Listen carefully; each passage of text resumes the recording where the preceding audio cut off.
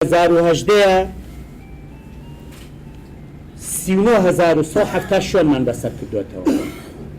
ئەم ساڵ بۆ 2019 ژمارەی سەردانەکانمان بۆ بە 52,118 شوێن. لە 2018 3290 پسوڵەی سەرپێچی کراوە، لە 2019 بۆ بە 5379 پسوڵەی سەرپێچی. پسوڵەی ئاگادارکردنەوە لە 2018 4913 پسوڵەی ئاگادارکردنەوە هەبووە، لە 2019 بۆ بە 8709 پسوڵەی ئاگادارکردنەوە. لە 2018 244 شوێن داخراوە، لە 2019 بۆ بە 343 شوێن کە داخرابێت.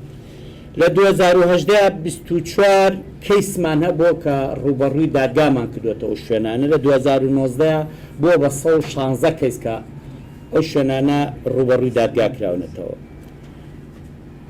بڕی ئەو مەوادانەی کە لە 2018 تەلەفمان کردهبوو 538 تەن و 362 کیلۆ بوو، بەڵام لە 2019 بڕی ئەو مەوادە تەلەفکراوانە بۆ بە 1143 تەن و 854 کیلۆ.